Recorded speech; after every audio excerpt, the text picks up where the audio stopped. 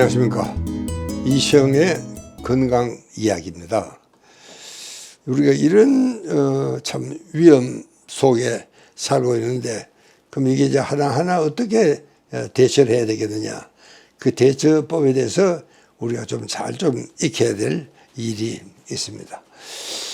우리 섬마을에는 7대 건강 목표가 있습니다.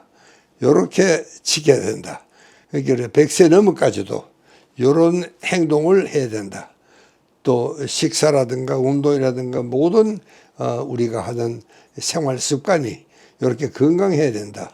대사증후군이라는 진단이 붙을 정도가 되면은 이것은 절대로 되지 않습니다. 당장 무슨 일이 일어나지는 않습니다. 그러나 여러분, 이런 문제로 가지고 이제 70, 80대가 되면은 이 문제가 생깁니다. 요즘 여러분 그 무서운 그 코로나 병도 항상 이야기는 뭐냐, 소위 지병이 있는 사람이 잘 걸리고, 또 걸려도 낫지도 않고, 또 걸려도 자칫하면 사망률도 굉장히 높아집니다. 그래서 정부에서도 지병이 있는 사람들에 대해서는 상당히 특별 대우를 합니다. 특별 대우죠. 사실 뭐 좋은 대우는 아닌데, 그러나 정말 그런 사람을 위해서는 예방주사도 미리 맞게 하고, 왜냐하면 지병이 있으면 면역력이 아무래도 떨어집니다. 그러니까 이 코로나 병이 일단 걸리기만 하면, 걸리기도 잘하지만 이제 문제가 생기기 시작을 합니다. 그러면 이제 어떤 문제가 구체적으로 생기느냐, 그러면 어떻게 해야지 정말 거사냐. 여기 제가 7가지를 제가 제시를 하려고 합니다. 요거는 꼭 지켜야 되겠다. 그래서 첫째는요, 우아하고 행복하게 생활한다. 이 참 중요합니다. 감정 상태가, 내가 아주 우울증에 빠져 있다거나, 모든 것이 세상에 비관적으로 보인다거나, 안 그러면 괜히 사람이 너무 미워서 못 견디겠다거나, 이제 그런 정서적인 문제가 있으면은 이것은 우리 몸 전체에, 신체 전체에 영향을 미친다는 것이 이 참 우리가 잘 알려진 사실입니다. 그렇게 제일 중요한 것은 어쨌든 참 우아하고 아름답게, 그리고 참 행복하게, 이렇게 참 정신건강부터가 좋아야 된다. 그 다음에 이제 우리가 참 여러 번 강조를 합니다만은, 내 발로 걸을 수 있는 사람이라야 된다. 이게 굉장히 중요합니다. 내 발로 걸을 수 있는 사람. 이 참 내 발로 못 걸으면은 개인의 삶의 질은 문제고, 또 이 가족들도 이 할 짓이 아닙니다. 그러니까 내가 못 걸으면은 당장 누가 와서 도와주지 않으면은 이 계호의 대상이 되느냐 안 되느냐는 내 발로 걸을 수 있느냐 없느냐에 달려 있습니다. 그래도 이제 좀 뭐 어디 다른 데 문제가 있어도 내 발로 걸으면은 운동도 할 수도 있고, 외래 산책도 할 수도 있고, 그렇게 되면은 이 사람은 상당히 좋아진 그런 상태라고 진단할 수가 있습니다. 이렇게 내 발로 걸을 수 있도록 평소에도 정말 가급적이면 이 걷는 운동을 게을리 하시면 안 되겠다 하는 이야기를 제가 다시 한번 강조를 드립니다. 자, 그 다음에는 이제 우리가 참 중요한 게 인지증에, 치매에 걸리지 말아야 됩니다. 요즘은 이제 이 치매라는 말이 너무 끔찍해가지고 인지증이다 그렇게 부릅니다. 인지장애. 특히 이제 요 정도 되면은요, 아직은 심한 장애는 아니니까 경도인지장애라 그렇게 이야기를 합니다. 경도인지장애. 그러니까 요 상태라면은 우리가 예방을 잘하고, 정말 참 이 사람의 생활 태도를 참 즐겁게 행복하게 이렇게 이제 만들어주면은 이 사람은 상당히 그 예방하는데 도움이 될 수가 있습니다. 여러분, 일단 이제 이 치매가 심해져서 정말 가족도 못 알아보고, 뭐 집도 혼자 못 찾아오고, 했던 말 또 하기도 하고, 이제 이렇게 되면은 이 사람은 대단히 이제 힘들어진 그런 상태가 됩니다. 여러분, 이렇게 되면은 뭐 당장 요양원에 가지 않으면은 집에서 이 관리하기가 대단히 힘들어집니다. 그 다음에는 이제 참 중요한 것이 생애 현역으로 뛰어야 된다. 제가 지금 쓰고 있는 책이 여러분 80 후반만 돼도 이 둘 중에 하나는 치매의 마음입니다.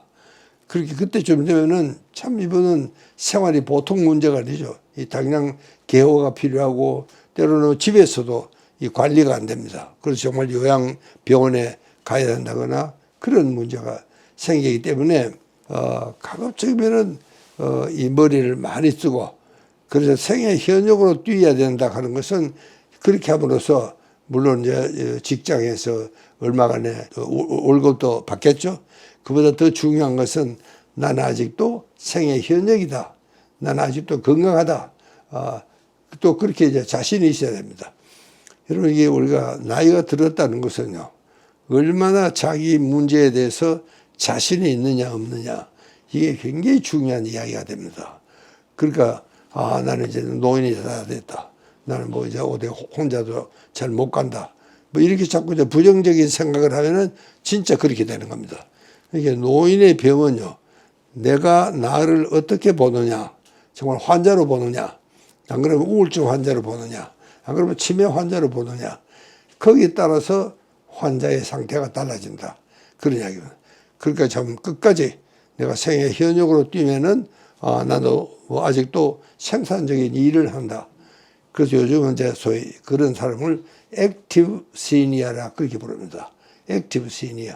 그 사람은 그러니까 이제 나이는 들었지만 그래도 아직은 굉장히 활동적이고 내가 사회적으로 무슨 일을 할 수도 있고 또 자기 회사도 때로는 나가기도 하고 또 회사 일도 볼 수도 있는 그런 참 액티브한 그러니까 굉장히 사회생활에 적극적이고 참여를 하게 되는 이런 사람들이 돼야 되겠다. 그래서 굉장히 중요합니다. 그 다음에는 이제 이 스트레스에 대처하는 방법입니다.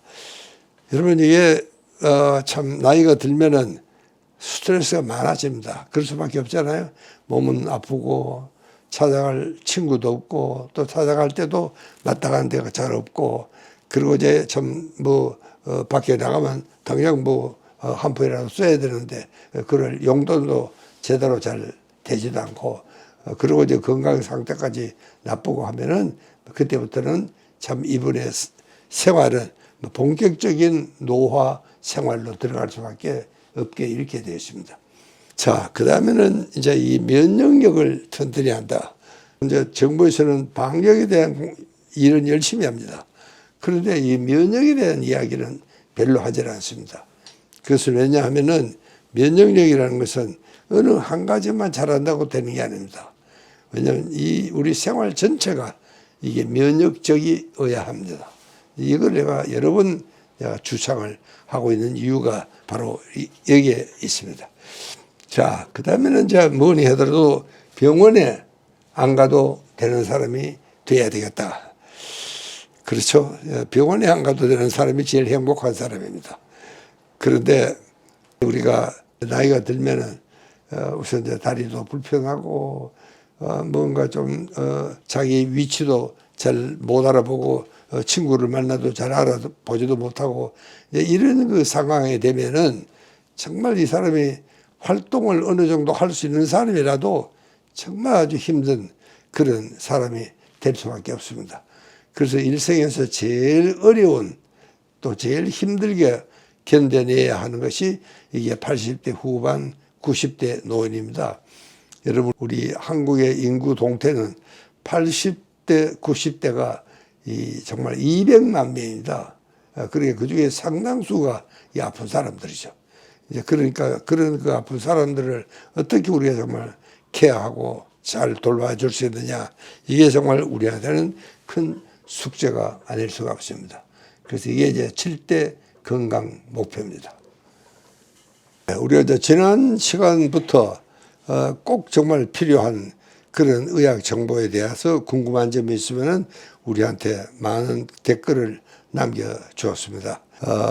오늘 첫 번째 제가 대답해 드릴 분은 양이수리님입니다.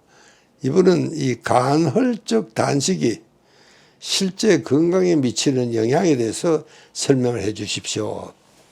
근데 우리가 참 이 간헐적 단식은 쉽지가 않습니다. 첫째는요, 이 배고픔을 참아야 되니까. 그러나 이거는 이제 처음부터 습관이 조금씩 습관을 만들어야 됩니다. 예를 들면은 보통 이제 저녁을 우리가 한 7시에 먹는다, 혹은 6시에 먹는다 생각하면 이제 그때 먹고 그 다음날 아침까지 아무것도 안 먹어야 됩니다. 그럼 이제 그 다음날 아침 6시나 7시, 그럼 거의 한 12시간을 굶고 지내는 거죠. 이렇게 12시간을 공복 상태에 지나면 우리가 굉장히 건강해집니다. 예를 들면 이 장수 건강 유전자가 발동을 하기 시작합니다. 그렇기 때문에 이 간헐적 단식은 굉장히 중요한, 그렇게 어렵지도 않으면서 누구나 쉽게 할 수도 있는 그런 것이니까 다음에 우리가 정말 이 프로그램을 할 때도 이 간헐적 단식을 꼭 권하고 싶습니다. 그러니까 저녁을 좀 일찍 먹고 그 다음날 아침까지 아무것도 안 먹고 지내려기는 정 섭섭하고 이러면은 뭐 가벼운 물 한 잔 마시고 이런 정도는 물론 이제 괜찮습니다. 그리고 이제 이 간헐적 단식을 저는 뭐 거의 습관적으로 하고 있습니다. 그게 저녁을 그저 딱 밥 한 숟가락입니다. 그리고 뭐 된장이나 김치 조각 하나 먹고 그렇게 지내면은 이제 이튿날 아침 대개 한 6시 전에는 제가 이제 밥을 먹게 되니까 아침을 그것도 굉장히 소시하죠. 그렇게만 먹어도 정말 건강이 유지가 된다는 사실입니다. 그러니까 간헐적 단식이 정말 우리 건강에는 아주 좋은 영향을 미친다는 사실을 말씀드리고 싶습니다. 자, 그 다음에 이제 155님입니다. 장안을 산성으로 만들어 면역력을 활성화시키라는 내용이 나오는데 장내 환경을 산성으로 만드는 방법은 어떤 것이 있는지요?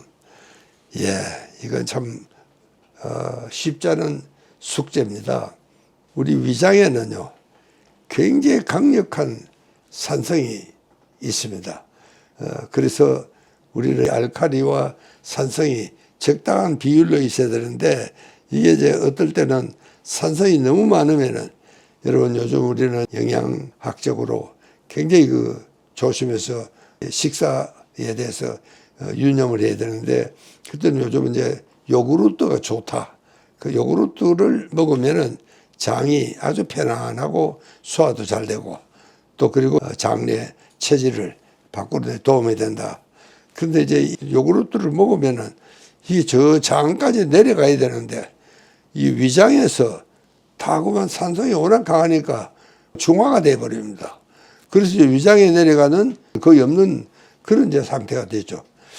그러나 이제 최근에는 낙농 회사에서 상당히 그 신경을 많이 써가지고 이게 위에서 산화가 되지 않고 저 아래까지 내려가는 요구르트가 굉장히 많다고 그럽니다. 요구르트를 먹으면 아주 좋은 그런 결과를 얻을 수가 있습니다. 그러니까 이게 이제 옛날처럼 거기 가서 적당히 골라가지고 한번 사자시고 이게 나한테 맞다 싶으면 그걸 그냥 계속해서 자시면 됩니다. 저도 요즘은 이제 이 변비가 좀 심하고 이래가지고 그 요구르트를 꼭 먹고 있습니다. 그게 이제 정말 이 쾌변에 아주 도움도 되고 그게 굉장히 아주 속이 편하고 아주 좋습니다. 자, 그 다음에 이제 중강균을 유익균으로 만드는 방법은 어떻습니까? 자, 이거는 내가 참 전문가가 아니고 제가 저도 사실은 잘 모르겠습니다. 제일 좋기는 어쨌든 중강균이 유익균으로 되는 방법이 제일 좋은데 뭐 어떻게 하면 그렇게 해야 되냐? 일단은요, 요즘 이제 정장작용이 있는 것이 제일 좋다. 장을 깨끗이 또 장 환경을 아주 말끔하게 하고 또 그리고 이제 이 산성과 알칼리성을 적절하게 잘 유지가 되는 그런 환경으로 만들어야 됩니다. 그 중강균은요, 이 환경이 좀 나빠지면은 그럼 유해균으로 바뀌어 버립니다. 또 좀 좋아지면은 유익균으로 바뀌고 그렇게 이제 제일 중요한 것은 평소에 장이 아주 건강하고 그리고 정리가 잘 된 이런 상태로 유지하는 것이 참 좋다. 그런 이야기입니다. 감사합니다.